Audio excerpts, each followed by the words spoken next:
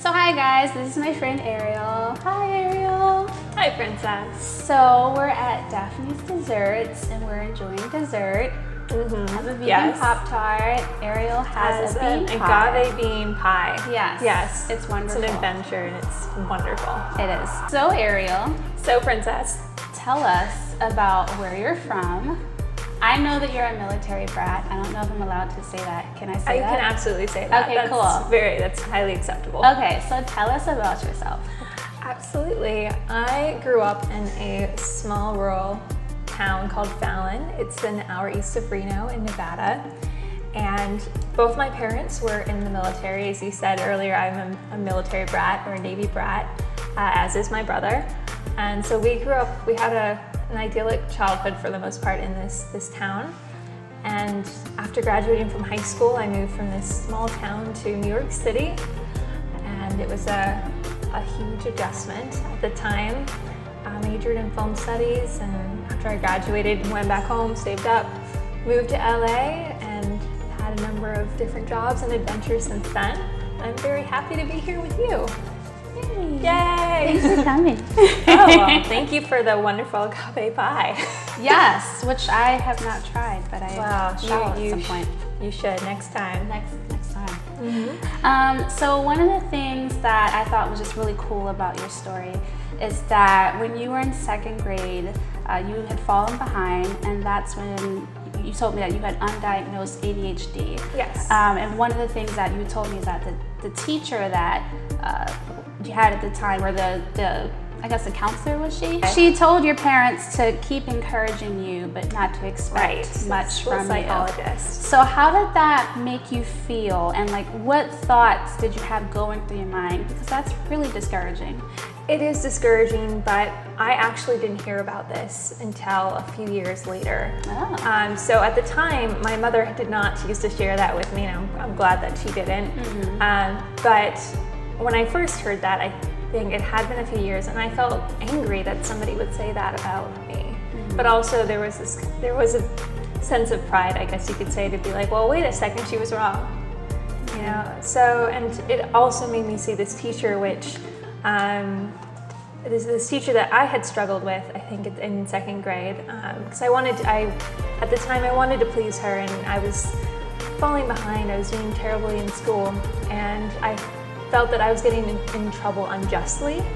So I think that learning about that situation in which he had stood up for me, I guess maybe we should rewind and say the second grade teacher of mine stood up to the psychologist and said, no, you're wrong. Learning that my second grade teacher did that changed my perspective about her completely. It's like, wow, she was standing up for me. She thought that I had potential, and I didn't realize that. So, yeah. And so after that, what was that process? So within 2 years, you actually were caught up again after you were diagnosed, correct? Yes, so I was diagnosed around second grade, and I was nearly 2 years behind in school. Thought I was stupid, and also to make things worse, I was very shy. So I didn't want to raise my hand and have students laugh at me. So about 2 years later, thanks to the help of my tireless parents and teachers and tutors, I did catch up. It was about 2 years later. Yes, fourth grade. That's awesome. And then you went off to Barnard College in New York. There were a few more years. I didn't go as a fourth grader.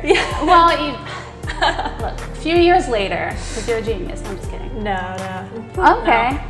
So I met you out here in Los Angeles. It's where I met Ariel. It's where we are today. After your time where you just had a career setback. So what was that experience like for you? What were some of the thoughts that went through your head at the time when you first experienced it? When I first experienced that, I was polaxed. I was heartbroken. I think over time I had to reconsider the way that I in which I measured my self-worth, and I came to realize how much I identified my self-worth or myself with the job that I had. It was a dream job, and so I had to reevaluate my perceptions about myself, and it sounds cliched, but those questions were important. How do I measure my self-worth?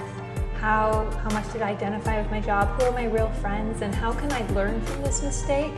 And in a way that I can't allow it to, that I wouldn't allow it to define me as I moved forward, or again, impact the way that I valued myself. So job loss is something that, I mean, I've gone through it. I have a friend, or actually a couple friends who are currently going through it. What would you, or do you tell people who are going through that now, having gone through it and you've since bounced back? I would tell anyone going through that situation, and again, I think no one situation is the same when it comes to termination, but I would tell them to keep going. You will work again. And that there are a lot of highs and lows in this industry. So I think what's key to surviving out here is to find a very solid support group. Ideally one that's spiritual, one that has an ethical underpinning of some sort that will hold you up, because this is an industry that's its whole infrastructure supports illusion. So it's just so important to have that group, and to keep in mind that one's job is not oneself, and that we are going to go through probably so many different jobs out here. And I think when we first started out, that may have not been something that we realized. At least it wasn't for me. So yes, that's what I would say. So Ariel, I looked up your name in Hebrew, and it means lioness of God. So for you, that's such a cool name. Thank you. You're welcome. Thank you, Mom. Thank you, Dad. Yes, good choice, good choice. So looking back over your life, how have you seen that played out? I mean, what does it feel like to be a lioness? To feel like to be a lioness. I love that. Yeah. When I hear lioness or lion, I think of the kings and queens of the animal kingdom. I think of leaders. And leaders to me are those who encourage others and those who see the potential in others in a way and communicate it in such a way as to inspire others to take action. And I hope that God will use me as a leader. Well, I've already seen the leadership traits in you. You've overcome such great, huge hurdles. I mean, from being diagnosed with ADHD to having to face so many setbacks in your career, but you overcame all of that. I remember when you were going through that time period, and it was rough. Tumultuous. It was, yes. Yeah, very. But you came out, you made it, and now you are working, and it's as if it never happened. But now you're better off. Things are looking now up. You're that's for better sure. off. So Thank I you. definitely see that. And I heard you mention before something about lioness and your mom. Can you tell us a little bit more about that? Yes. Both she and I, as children, were very shy.